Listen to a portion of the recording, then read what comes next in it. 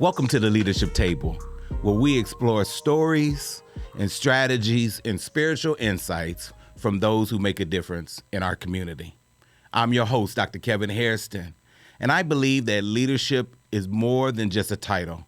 It's a calling to serve, and a calling to make an impact. Today, I'm honored to have a gentleman who exemplifies leadership, who has made an impact on those of us who live in Central Ohio. Mr. Adam Troy, President and CEO of Troy Enterprises, and he also serves as Director of Missions for New Salem Baptist Church, Columbus, Ohio. Ladies and gentlemen, welcome to the Leadership Table, Mr. Adam Troy. Thank you for having me, my friend. Looking forward to the conversation today. Definitely. Let's jump right in. When you look back at your leadership journey, how did it begin? How did you know that you were being shifted for some of the things that you're doing today? Well, I think it's a fair question. I think in large part, as you know, the family, it's always been a part of our DNA. I don't think that we've titled it as leadership, but we had the benefit of watching my father and my uncles do what it is that they do. And so for us, the spaces and the places that you see us in are a natural extension of just service. And you know that term's servant leadership. And for us, leadership is all about the service. Let me ask you this. Because matter of fact, you mentioned like even your father, and I almost know the answer to the question I'm about to say. But who were those in your life? If you can call them out by name or maybe perhaps by title, but who were those individuals, man, who played a very strong influence on your leadership?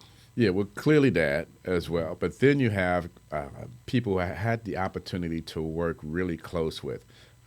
Frankie Coleman, for example. At that time, she was head of the Youth Employment Commission. The late Senator William Bowen out of Cincinnati, when I was fortunate enough to be the first director of the African American Male Commission. He was the chair of that. I got to travel with him across the state and watch leadership in action. Probably one of the brightest and quickest studies I've ever worked with was former State Senator Ray Miller.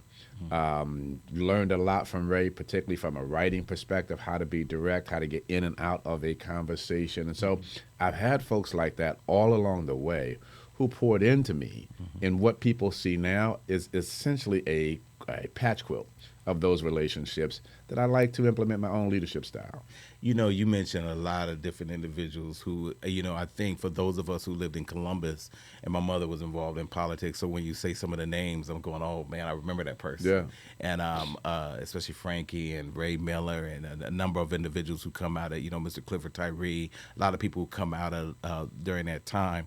But when you were working with them, did you take for a moment where you saw the future and you said, I'm going to leave the table and we're going to do some great things? Or was this something that just kind of came by accident in terms of some of the things you're doing today? Yeah, all organic. I describe sort of my position in things as maybe one of the few people who sit at the intersection of people, place, and product. And there are those who I've worked with will have maybe one or two. But because of my relationship inside the faith-based institution, that third component is an X factor.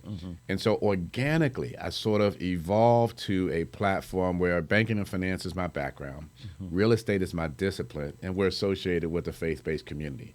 And when you put that all in the mix, people are drawn to that, whether it's the private sector or the public sector, because everybody ultimately is trying to meet at that intersection to figure out how to get trusted relationships with one another. And so integrity becomes a very important component of making sure that you're an honest broker. And so I've sort of evolved into that. Well, and you mentioned that kind of intersection. And just kind of, even from the nosebleed section that I sit and I've watched you, one of the things that I always was amazed at was you were inside the faith community, but then you were also inside the business community. Yeah. And as you pointed out, making that intersection. And I said only a few people could really operate inside that space, because either you had great politicians or great business persons or great faith leaders, but you very rarely had people who met inside of that intersection. Let me ask you this.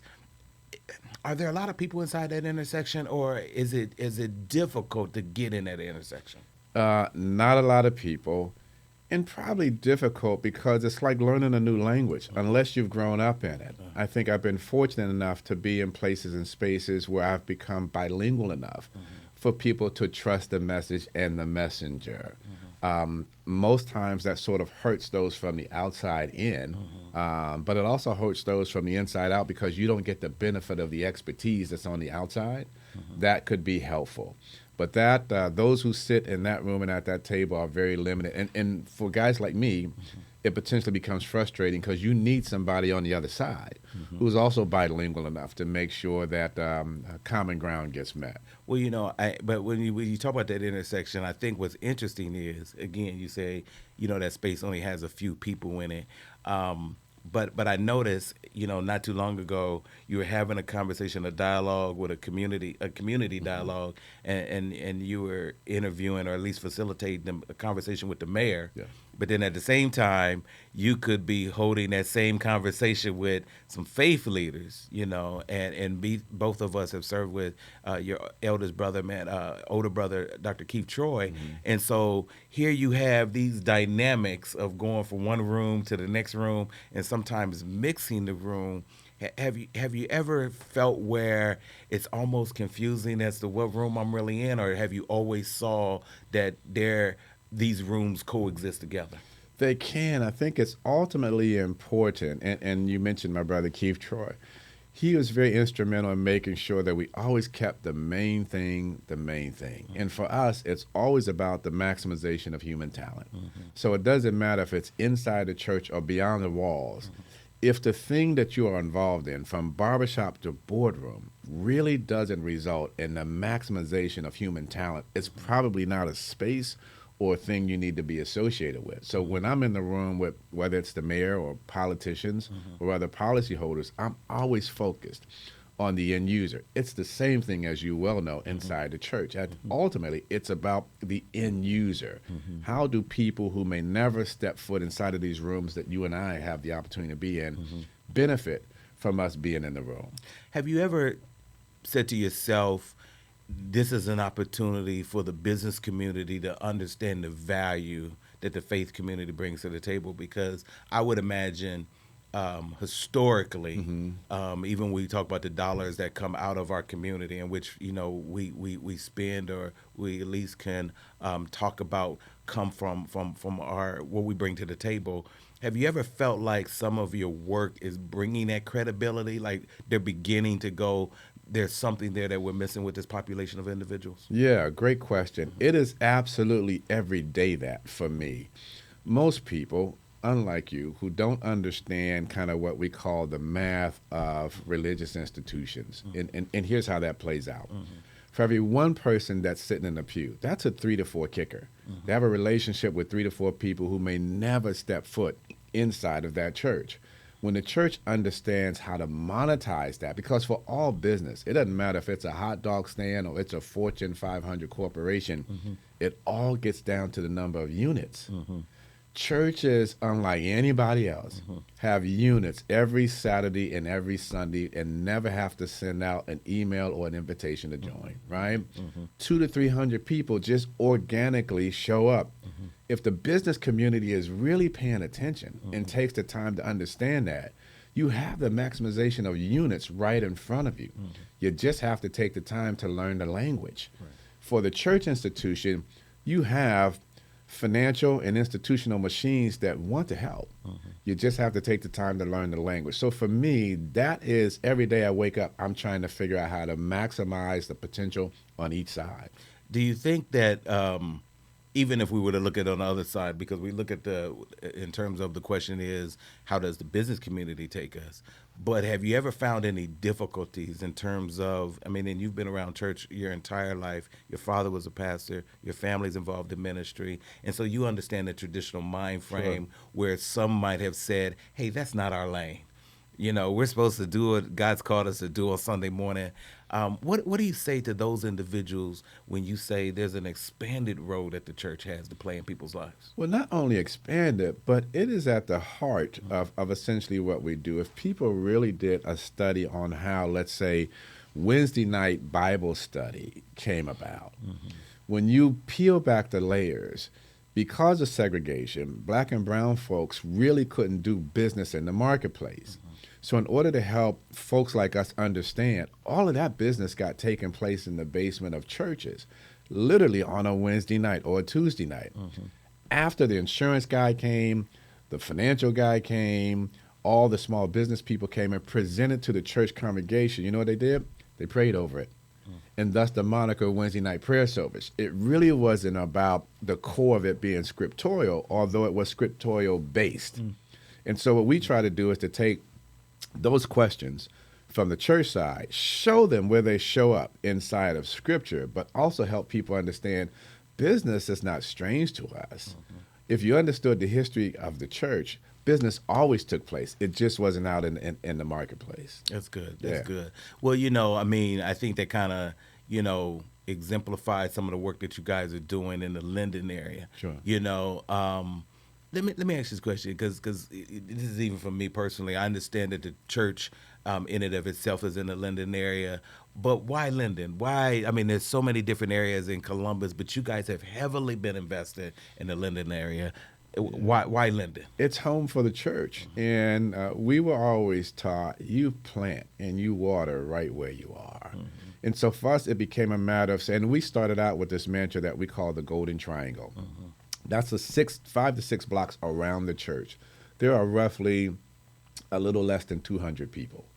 And so our focus was, what would it look like? Beyond causing parking problems, like most churches do on a Sunday morning, if we got laser-like focus and brought our relationships and resources to the folks inside the Golden Triangle. And what began to happen is that as we made moves there, and the mayor found out about it and other people found out about it, they began to dip in to say, all right, how does that work throughout Linden? And again, as you know, I just mentioned that 1 to 4 kicker. We are a very heavily data-driven church. So if I put the zip codes inside of our database, I will tell you there's probably 200 plus members of New Salem that live throughout Linden. And so there's no way for us to say we're here, but we're not involved in the lives of those members of ours and their families. And so literally by definition, those families and those members pulled us into a deeper involvement with Linden. And once the One Linden Big Idea Plan was launched, 10 big ideas, New Salem was already operating in 8 of those.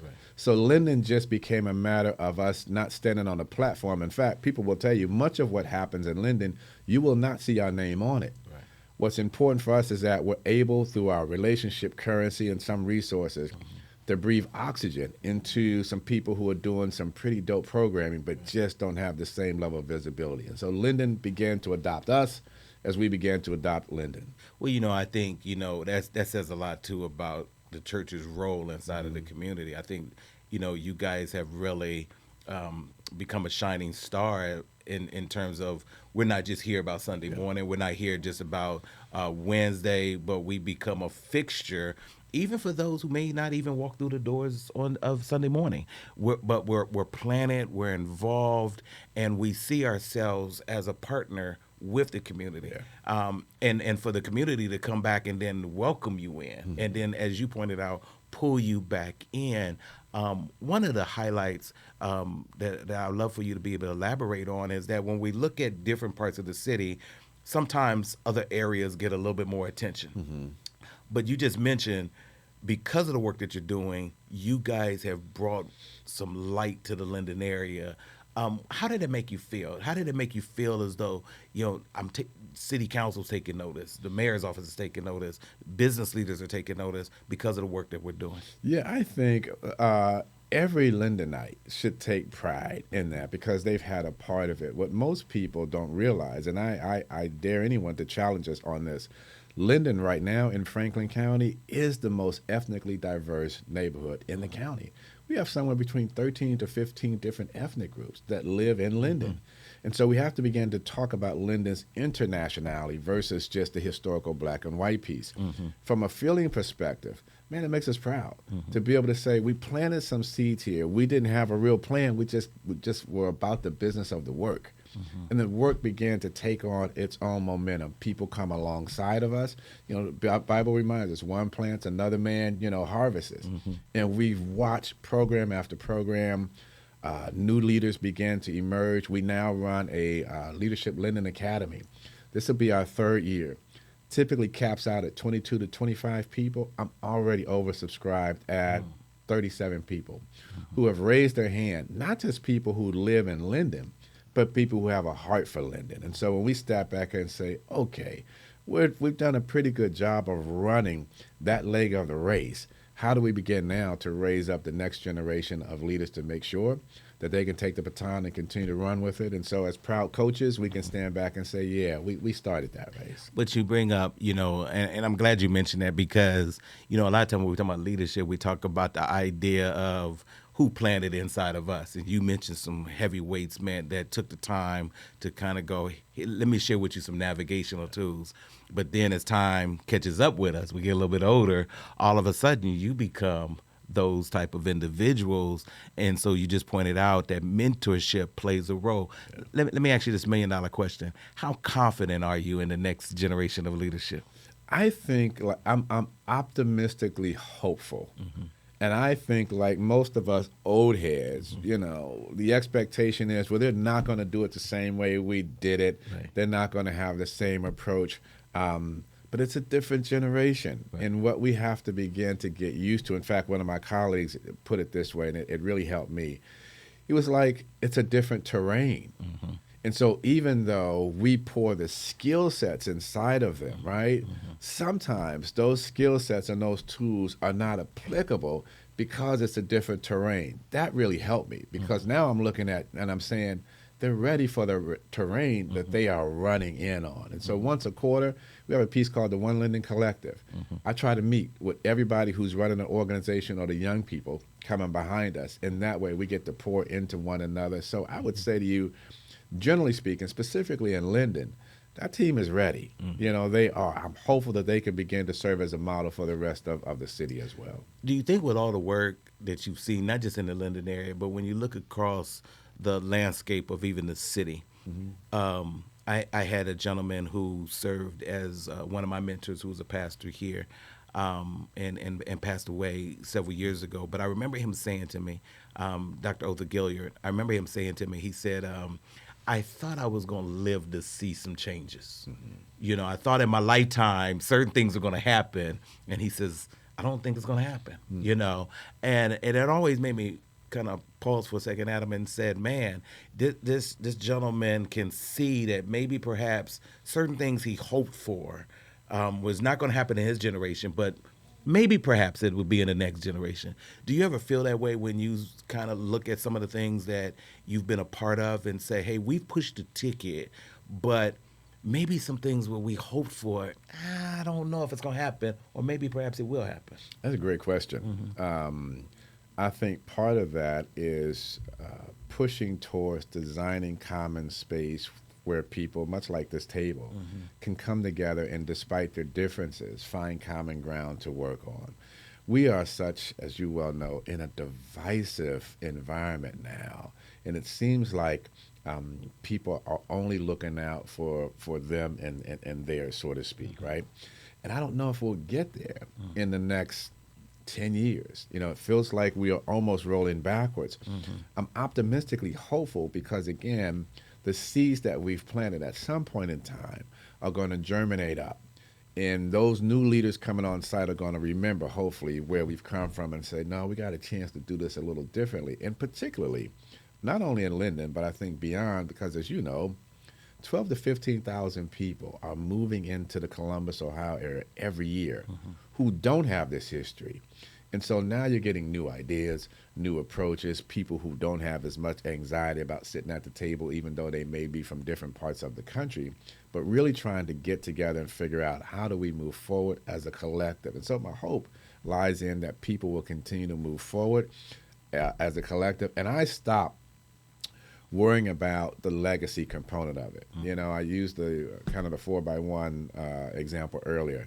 My job is to run that leg of the race, man, as hard as I can and as best I can. and to make sure that the baton is in a place where somebody can easily grab it. They don't have to wait for me, or like some of our old heads, we want to hold on to the baton for too long, Right. and now we've disqualified Right. our folks from running a competent race. You know, I have to. When you talk about the landscape and we talk about those ingredients that make us who they are, I'll tell you this one.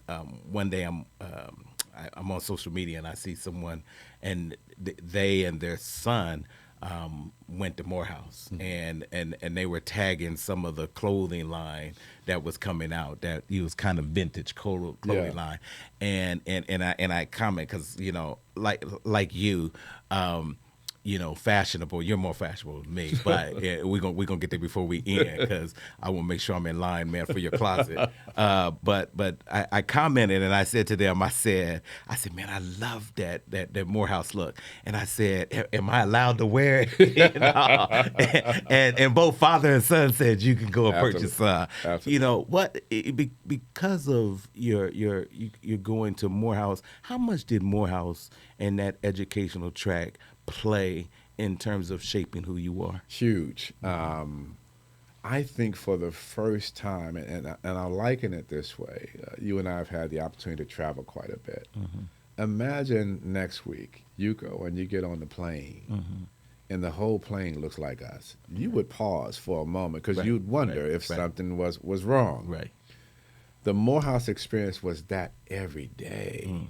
And at a very high level, intellectually, socially. And so being able to get immersed in that environment and realizing that, oh, there's a whole crop of people, not just out of Morehouse, but in the HBCU as a collective, who are immersed in this, who get it, who understand that, as we used to say at Morehouse, over the heads of her students, Morehouse holds a crown, that it challenges them to grow tall enough to wear.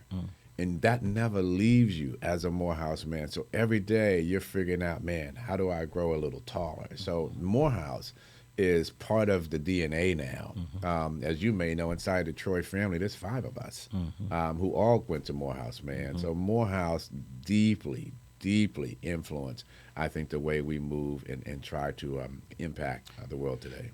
Because you went to Morehouse and because you have an alignment to that kind of tradition, what do you think is the role of HBCUs in terms of the marketplace? I mean, because we're seeing even on a national level some pluses and minuses as people talk about HBCUs and funding. Yeah, well, one, those of us, and naturally we'll lament about it because anytime you lose resources, it's challenging. But what we rest in is that historically black colleges literally started from nothing. I mean, we were in the basement of churches. And so for people to sort of roll us back, we look at that, but then we also kind of brush it off and say, no, man, we've been here before. We're not going to flip out about it. We have enough brain trust in the room to figure out a different way in terms of getting there. So while it is certainly daunting and a little disappointing to come this far and realize that basically HBCUs are under attack now, right? We're not going anyplace, man. Right. And what those schools give you the confidence to do is to sit in any room, at any table, and know that you're capable. And if you're not permitted to get in those rooms, we got the wherewithal to create our own spaces like you're doing here today and sit at our own tables. And so that is essentially what Morehouse and other HBCUs pour into you. No, I think that's an excellent observation because people lose sight of the benefit of understanding the context of what individuals bring to the table. Yeah. You know, one of the things that my wife always reminded me of is that we have a responsibility to look for the best talent all over the place. You know, and sometimes, unfortunately, historically, they haven't looked in those places. But when you've grabbed that talent, you know, as Mark Cuban once pointed out, man, that diversity is a plus for the marketplace because you are really gravitating to those who can really make your organization move. Let me ask you this question. In terms of like even your legacy, you know, if you were to kind of spin the wheel a little bit and look to the future, what would you hope in the desire for people to say the mark that you left? In terms of marketplace, that's a great question. Did he lay tracks enough for us to be able to build upon, right? Um, did he create an environment where people could fear, and we sort of use this mantra just around caring. Did he create a marketplace where people can connect, first off, no matter if you white collar, blue collar, no collar, right? Did I help create a space where that could all happen, even if it's like a local coffee shop? Right. In coming to that space, did I create an environment where you feel affirmed, right? Again, no matter what your political affiliation may be or your beliefs, but just based upon sheer humanity, can you come in that space and be affirmed? Number three, is it relevant, right? I don't always just want to talk about the past or even the future, but is it relevant? Is it a relevant space where people feel like I could go here and connect up, right? And it speaks to what my needs and my desires and my fears are today. And then if they leave there, being empowered. Right. You know, did you come out of that with a new relationship or resources that allowed you to sit in first chair of your own life and take your family through that? That's my legacy. Hopefully will be around that care model, right? That people can look back on and say he cared, he affirmed us, he was always striving to be relevant, and he gave us something that allowed us to stay empowered. You know, one of the things, and I compliment you on this as well. You know, I notice, you know, this is maybe a season of recognition. You know, you receiving several different awards, or at least moments of recognition for the work that you've done. It is when those things happen. Is there something inside of you say about time, or is there something inside of you that goes, you know, I didn't really do it for the recognition, but I'm appreciative of someone taking a moment to acknowledge the long walk and the long work that I've done for so long? Yeah, I think it's more of the latter. I mean, for those of us that really believe in genuine leadership, it's always, and I just used the word affirmation, no matter what your stage in life, you know, you want somebody to affirm, hopefully, the work that you're doing. Now, my mother, on the flip side, has she been here, we always laugh about this, because she would always tell my dad, look, don't bring another plaque or an award in here unless you got a check tied to it, you know. So that thought always keeps us as sons sort of grounded, right? And you realize that at the end of the day, you're a bridge, you're a vessel, and so you can't get caught up in the headlines or believing that it's all about you.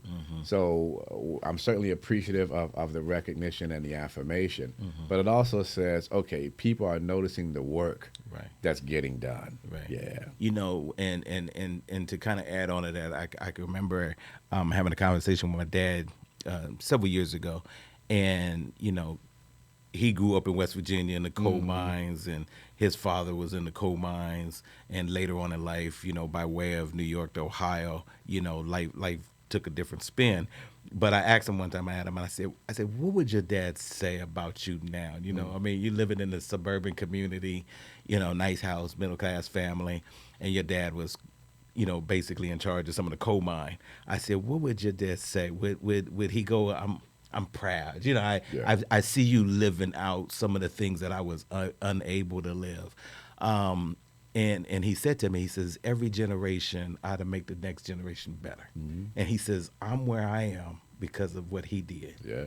And he says, and you should do even better, you know, to get excited. When you look back at some of the work that you and your brothers have done, what do you think Mom and Dad would say?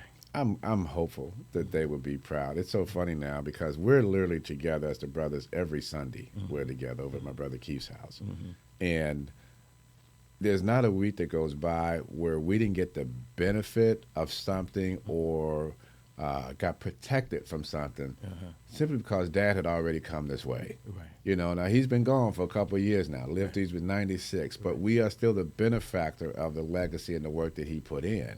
And so I think I'm hopeful that he says, yep, he handed the baton off right. And I took it in the right position. And I was able to now, based upon the work that we're doing, the relationships that we have, some of the marketplaces we're going into, that Pops could never get into those. You know, we joke monetarily all the time.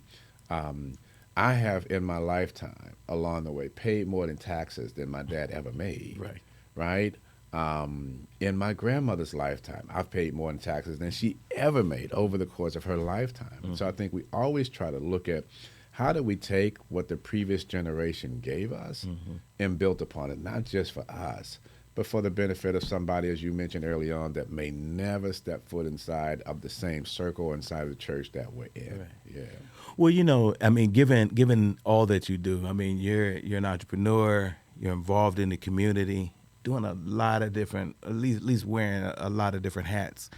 How do you manage to take care of yourself? I mean, what advice would you give to an emerging leader to say, hey, looking back on this thing, you got to make sure to do these things because this is what keeps me going? Man, you ask great questions. I'm not just joking, man. Now, you alluded to, I went to Morehouse, was there for 4 years. I had a chance to hear a lot of great speakers.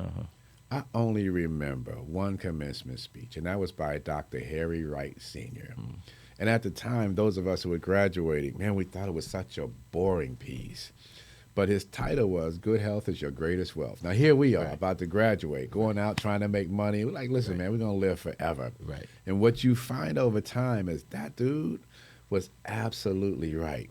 And so what I try to do is literally every Monday, right? We are off from the church, and I try to unplug. And so I may go and take care of everything I need to do health-wise, whether that is a massage, a pedicure, a manicure, or just reading a book, or just exhale, because that allows me to get ready for the remainder, or go work out, as you well know. So that allows me to get ready for the rest of the week, man. So I would simply say to emerging entrepreneurs, listen, man, the work is going to be there.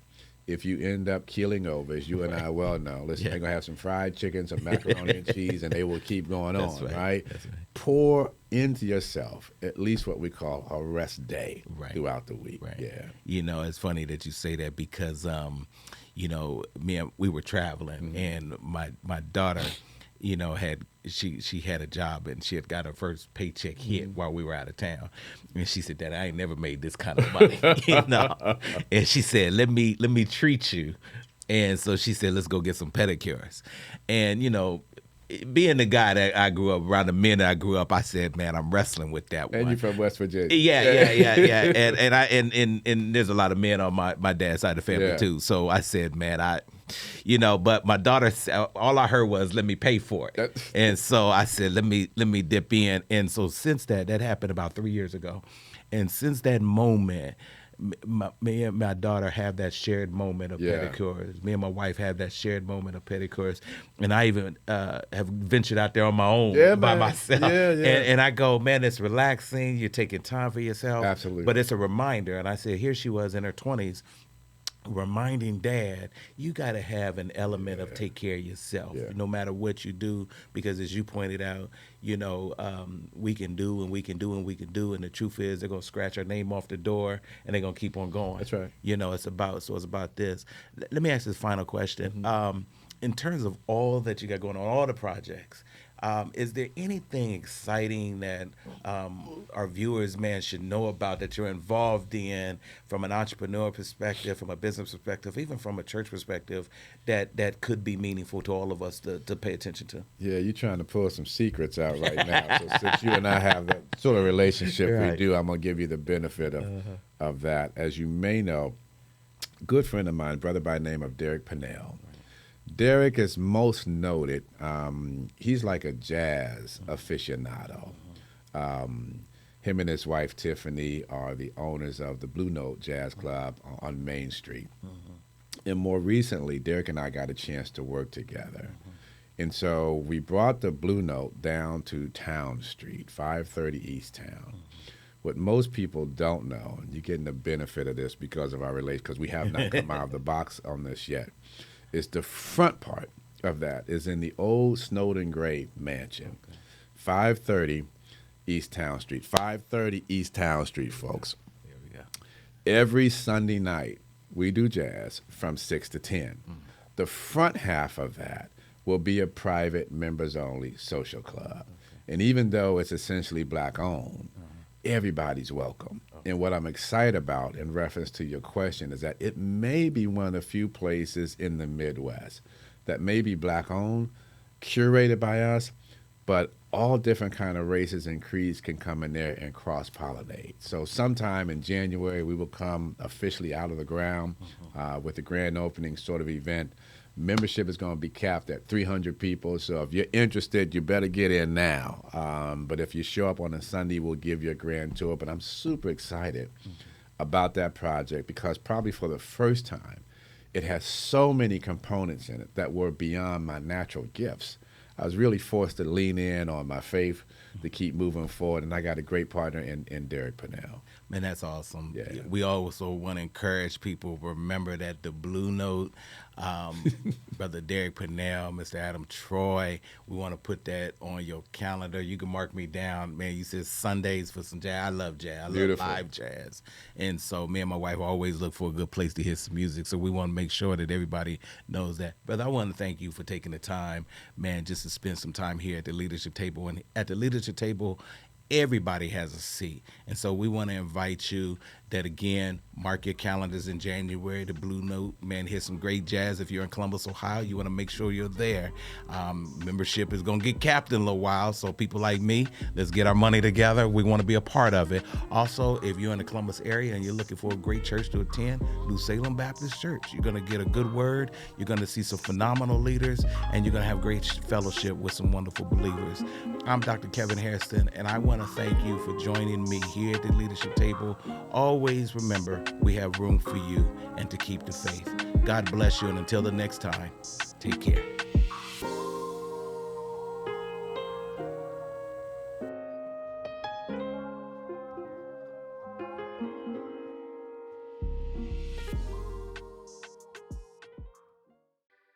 Boxland Media. Think big,